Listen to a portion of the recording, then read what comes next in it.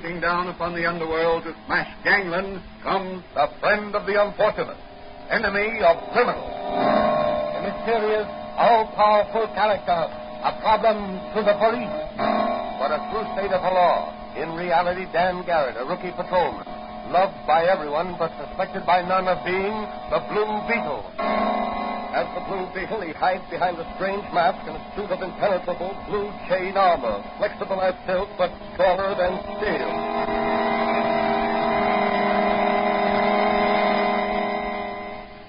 Today's episode of the Blue Beetle is entitled The Sea Serpent.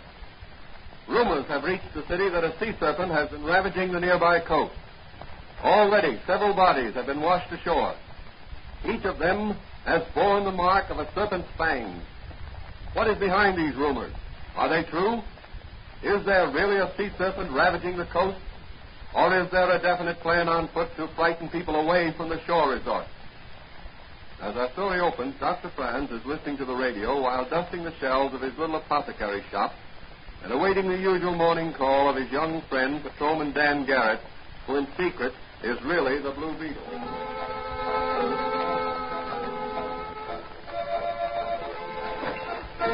Morning, Doc. Oh, hello, Danny. Hey, what's that, a radio? Don't tell me you're going to modernize this quaint little shop of yours. Oh, it's not that bad. I just thought I'd like to have a little music once in a while. The customers also like to get the baseball scores and the news. Fine. What are you and Mike Manigan doing these days? Any special assignment? No, it's been a little quiet since we chased those racketeers out of Chinatown. What do you think about this Sea Serpent scare? I don't really know what to think. Are there such things as sea serpents, Doc? Well, the term Sea Serpent has been associated with huge dragon-like creatures we read about. But as a matter of fact, a serpent can be any size. According to reports, the bodies of these bathers who were bitten showed signs of having been poisoned. That's strange. We interrupt our regular program to bring you a special news bulletin. Breaker City. The body of another bather was brought ashore by lifeguards this afternoon. The bather, a man about 50, showed signs of distress while swimming about 300 feet offshore. His cries for help were immediately answered by lifeguards who rushed to his rescue. However, when brought to shore, he failed to respond to effortless respiration and died on his way to the hospital. Doctors who examined the man reported finding marks upon the man's leg resembling snake bites. They contend that the man did not drown, but died from the effects of poison. Late news dispatches will be given over this station as received. We continue now with our regularly scheduled program. Very strange. Yes, in fact, I'd say the whole thing looks very fishy to me, if you'll excuse the pun. Well, what are you going to do about it? Well, our territory doesn't extend beyond the city limits. But I'm going to ask the commissioner to let Officer Manigan and me take a run down to Breaker City and see what we can uncover. That's a good idea, Danny. The sea air will do you good. If I go, I'll drop in to see you when I get back.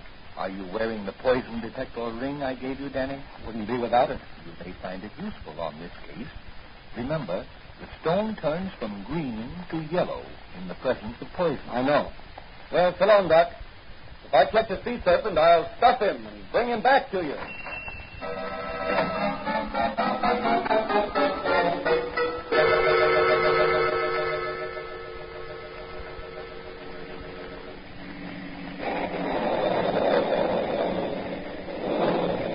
Sure, it's dark driving through these pine woods. Yes, and the rain doesn't make driving any easier. You know, it seems kind of strange to be working on a case in cities. They don't feel right somehow. I guess I must have feel of the police cap and the shine of me police badge. You still look like a cop, Manigan. Do I, Danny? Yeah. Nobody'd ever mistake you for anything but an honest-to-goodness cop. Well, then that's what I am. And I'm proud of it. Hey, say, there's a light ahead. Oh, that must be the lake house. Maybe they can put us up for the night. We can drive over to Breaker City in the morning. Yeah, that's a swell idea. I'll pull in and you run in and see if they can take care of it. Okay.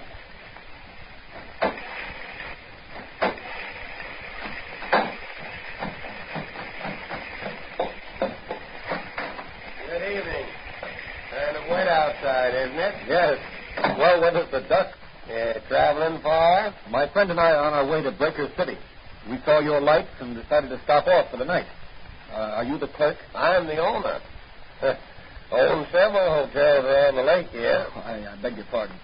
Got any accommodations? Sorry, but we're all filled up. Business must be good. Or has the rain forced the tourists inside? Yeah, it isn't the rain. We're having the best season we ever had. Is that so? I thought the summer resorts were complaining about poor business. Not here at Pine Manor Lake. Well, I guess we'll have to keep going. It isn't far to Breaker City. You'll find plenty of accommodation there. Well, if you're filled up, they'll be too. I hardly think so. They're not doing so well this season. This Sea Serpent scare seems to be keeping people away from the seashore. But one man's misfortune is another man's gain. We seem to be getting the business that usually goes to the seashore. Is that so? Well, that's very interesting. Good night. I'm more anxious than ever to get to Breaker City.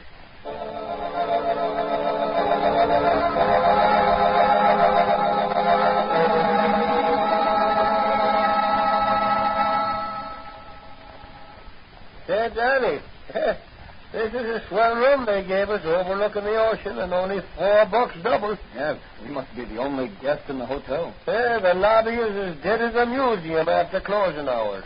How about a bite to eat before we turn in? That's a good idea. Let's go in the coffee shop here. Sir? Gentlemen? What'll it be? Some Java, a piece of apple pie a la mode, and a slice of cheese. Eh? Yours, mister? Well, my friend here is dieting, but I'm hungry. Bring me a glass of hot milk and a toasted roll. For such a husky lad, you're a small eater, Danny. But what I eat makes muscle. Say, look through that window out there on the boardwalk. Isn't that Joan Mason of the Chronicle? Yeah. Yeah, she's coming this way. And there's a man following her. Hey, Danny, come on. Take your hands off that girl. Dan Garrett. Beat it, Wayne. Can I croak you? You and who else? Drop that gun. Oh, yeah? Well, how do you like this?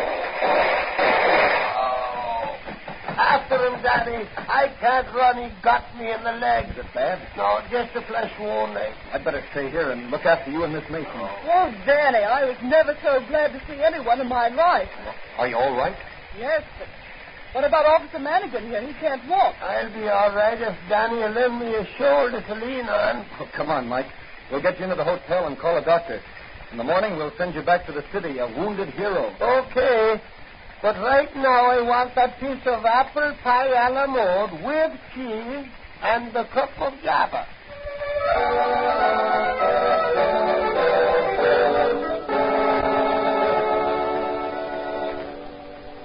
You say, Joan, you talked with one of the lifeguards who has made several rescues? Yes, I told him I was investigating the Sea Serpent story for the Chronicle. Well, what did he say? He said that in each case he'd seen, something that looked like a serpent's tail lash out of the water just before the victim cried for help. Well, have you found anyone else who claims to have seen the sea serpent? No, I haven't. That's strange. Yes, isn't it?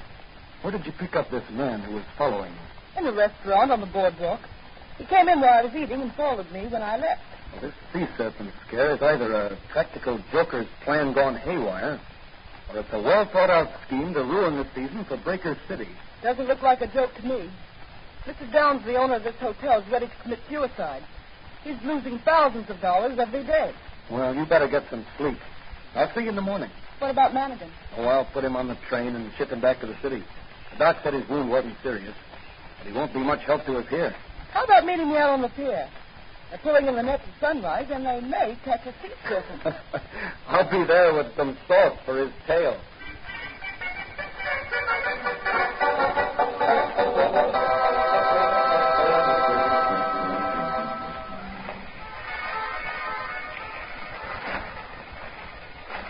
Hey, we better hurry, Joan. They're starting to haul in the net. I'm right with you. Oh, there's Mr. Downs. I want you to meet him. Good morning, Mr. Downs. Oh, hello, Miss Mason. This is Dan Garrett. Beautiful day, sir. Maybe to some people, but not to me. You seem down in the mouth. You'll be down in the mouth if everything you'd strive for was gradually slipping away from you. I understand you're financially interested in Breaker City. I own the Sunset Hotel, for one thing. This sea serpent business is making it tough for you. Tough is not the word. I'm on a special assignment from the New York City Police Department investigating this case. Oh, are you? Well, I certainly hope you can clear up this mystery. It's costing us hotel and concession owners thousands of dollars a day to keep open. There's no business except day excursionists. Well, I'll certainly do what I can. Suppose you and Miss Mason come with me. I want you to meet Professor Meredith. He's an authority on fish and such things, and he's in charge here. I'd like to meet him. All right, boys. You can begin hauling in the net. Oh, Professor Meredith. Oh, good morning, Mr. Downs. Good morning. I'd like to have you meet Miss Mason of the Chronicle, Mr. Garrett of the York City Police. I'm happy to meet you both. Thank you. By the way, who's that man standing over there? The one with the dark hair. Oh, that's Fred Nurse, one of the lifeguards. Yeah, and he's the man. Yes, I thought I'd seen him before. I beg pardon? I was just telling Miss Mason how long it'll be before you pull up the net. Oh, they're pulling them up now. In just a moment, we'll discover if our haul contains the sea serpent. All right, then. Bring the net over the pier. Keep the sides up. We don't want to lose any fish. Okay. That's got it. I'll roll it a bit. Well, that's quite a haul. Plenty of variety, Professor. Aren't those sharks there? Yes, small ones. There's our skate, weak fish, and camelback. There's one there that looks like a balloon. Oh, that's a blowfish. Well, there's a sea serpent. Only a Neil, Miss Mason. But a big one. Well, I guess we'll have to try again. What's the use, Meredith? You won't find anything. We might as well admit we're licked and close up. I'd give a lot to know just what's out there. Well, I'm going to find out if it's still there. Well, what are you going to do? I'm going to find out if these waters are safe to bathe in. Mr. Downs, you're not thinking... Yes, I am. I'm going into that water. If the sea serpent is there and wants human flesh, he can have mine. That's madness. What have I got to lose? I have no family. Everything I have is invested in this beach. If I can bathe here, so can everybody else. I'm going to get it over with. Happened. He's gone crazy with water. Here, you lifeguard. Grab him. Oh, there he goes, right off the pier. I'm going after him. No, Dan. Those other lifeguards, they'll get him. Keep your eyes on them, everybody. I'm going in, too. No, Danny, no. Hold me, Jones. I'm going out in that rowboat under the pier. Look, Mr. Downs is swimming away from the guard. He's a strong swimmer. Whatever made him do it? This thing has played on his mind for a long time. Look, one of the guards is calling for help. One of you men run for a doctor. And phone the lifeguard station for a pulmotor. Look, Mr. Downs has grabbed the lifeguard and... Something's happened to Downs. He's let go of the lifeguard and it's sinking. Hurry, Daddy, with the boat. Oh, the serpent's got Mr. Downs. He's caught him. I know it.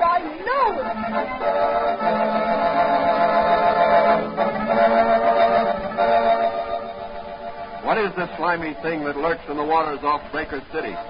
Is it a sea serpent or a poisonous fish? Will Danny solve this mystery, or will the Blue Beetle have to go into action?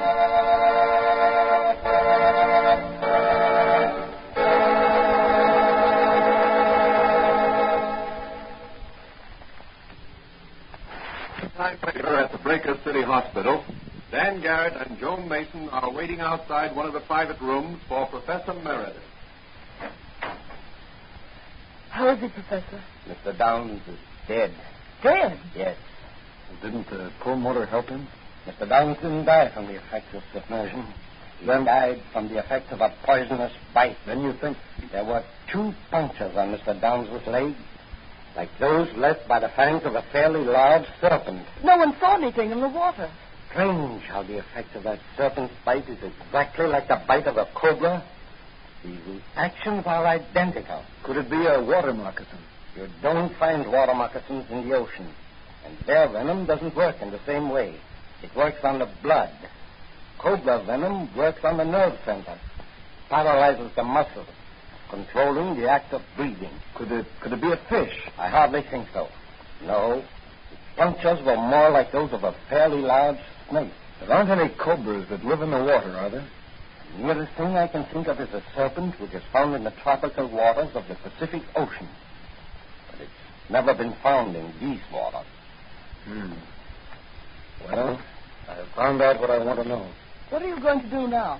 I'm going back to the city to check with my friend Doc Friends. He may be able to help on this case. When are you coming back? I'm not sure. Well, I think I'll stay a while and see what else I can pick up in this case of my newspaper. Okay, but keep away from those 2 lifeguards. They're bad medicine.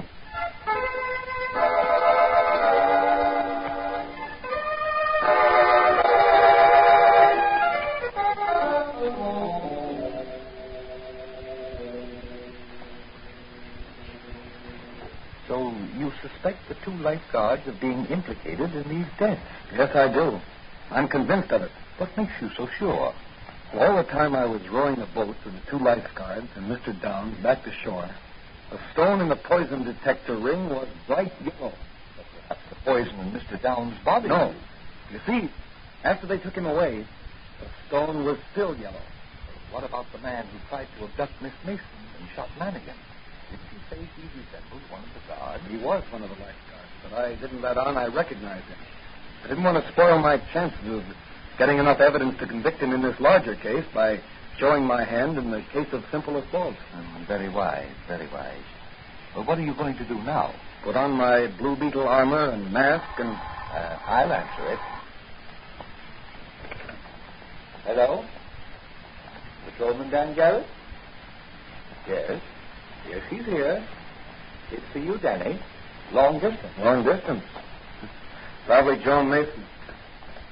Hello? Oh, hello, Professor Meredith. What? Joan Mason has disappeared? But she hasn't checked out of the hotel? Well, I can't get down there myself, but I'll see that several of our best men are sent down right away. Thanks for calling. Goodbye. What's the trouble, Danny? It looks as if someone had kidnapped Joan Mason.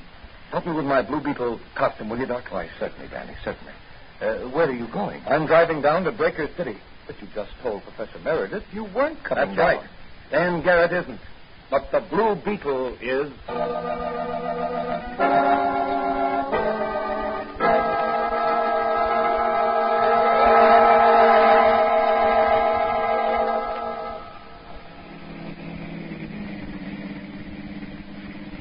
Certainly pleasanter driving down in the moonlight than it was in the rain. Oh, there's somebody walking ahead of me in the road. He's got a long stick and a flashlight. Probably been fishing by moonlight. Want a lift? Oh, thanks, mister. Gee, you're going to a masquerade in that costume? Yes. That's the Blue Beetle. Say, I've heard of the Blue Beetle. You have, huh? What do people say about him? Well, they say he's a crusader against crime, and that he's invulnerable. Probably the truth. Gee, that's swell. Where are you going? Oh, I'm taking a ride in the moonlight. Were you going fishing in the moonlight? No, I'm going home. Oh. I thought that was a fishing rod you had there. No, that's for catching snakes. Here, you see the fork stand down there? Oh, yes. Yes, I see it now. What do you do with the snakes? Sell them. Sell them? Mm-hmm. To whom? Oh, a couple of fellas back there in the woods. What do they do with them? Eat them? Eat them? No, folks don't eat rattlesnakes. You mean to say you catch rattlesnakes alive and sell them? Sure. Dead rattlers ain't no good to them fellas. Say, if I gave you $1, you think you could lead me to the place where these fellows you mentioned live? Well, sure I can. But you don't have to pay me $1, mister. I'll take you there for nothing. Okay, son. You'll get the $1 just the same. I'll turn around at the next crossroads. We'll pay a moonlight visit to your rattlesnake buyers.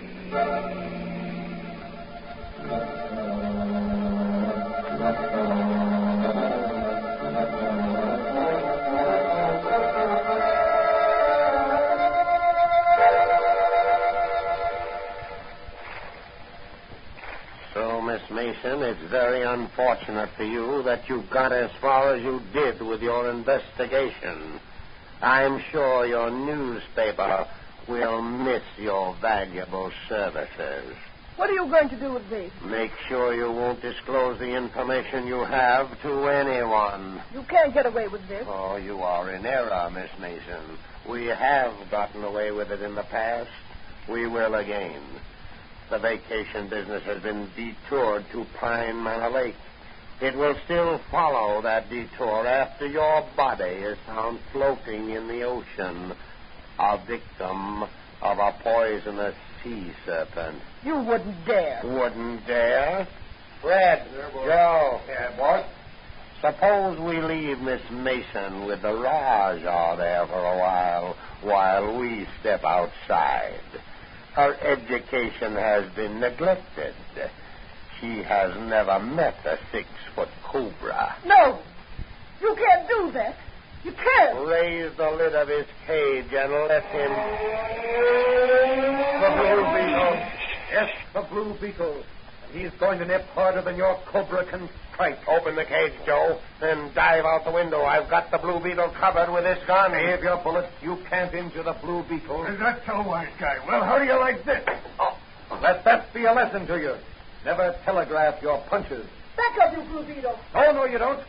Well, how do you like this, Blue Beetle? A rattlesnake around your neck. You're a fool. No snake can bite through this chain armor. Here, I give it back to you. Take it off. He'll kill me. You're yellow when you're cornered, you murderous crook. Look out, Blue Beetle. Don't fail the King Cobra's cage. Get me out of here. Take him off. Get me out of Wait. here. I'll paralyze him with my magic ray. There. That'll hold him for a while. Now for the one around your neck, Slavitt. There. I should have let you die the agonizing death some of your victims have died. I'm bitten. I'm poisoned. I'm going to die. Not by poison, Slavitt. The law will take care of you in the proper manner. Here, Miss Mason, give me a hand. We'll handcuff these lifeguards to the snake cages.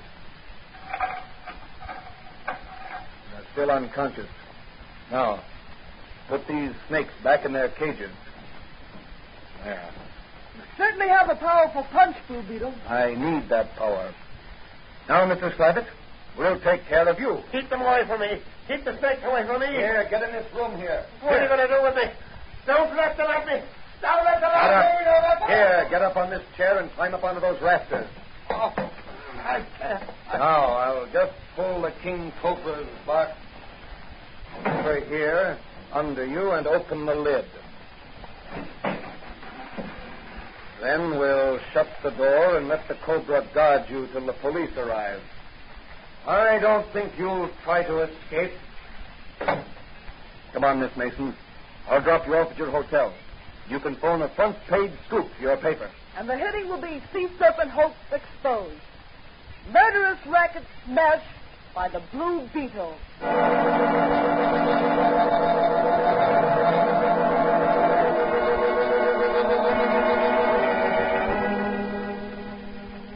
But, Danny, how did the lifeguards operate? They couldn't take the cobra into the water with them. No, they extracted the poison from his poison sacs. Used it in 2 hypodermic needles taped together. The hypodermic syringes were small and easily concealed in the palm of their hand. But when did they inject the poison into their victim? As they rescued them. If some poor devil was taken with a cramp and called for help, the lifeguards would swim off or row out to him. Then when they got to him, they'd put their twin needles in him and give him a shot of poison. Those points made a double incision. Then they'd bring him into shore to die a painful death from cobra venom. Well, what were the rattlesnakes used for? To feed the cobras. Professor Meredith told me that. Oh, I see. Well, how do you account for the stories of people actually seeing the sea serpent? Oh, they let their imaginations run riot after the lifeguards started the serpent story. I see. And you got your first clue from the poison detector ring I gave you? Yes, Doc. It was your gift to me that really saved the businessmen of Breaker City from ruination. Well, you did a good job, Danny. Yes, but I'm glad it's over. I never liked snakes. And I'll fight them whether they crawl on their bellies or walk on 2 feet.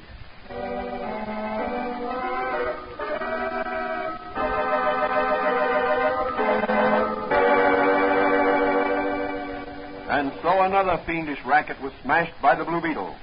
What will Dan Garrett's next assignment be? Where will the Blue Beetle strike next in his crusade against the underworld? These questions will be answered in the next episode of The Blue Beetle.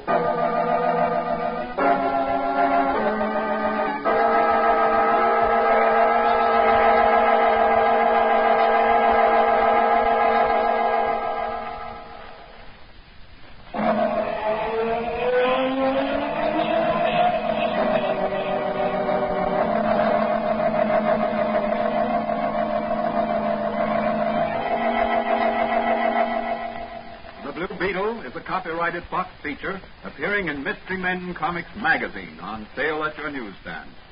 The Blue Beetle is on the air twice a week on this same station. Consult the broadcast schedule in your local newspaper. And don't forget to listen in.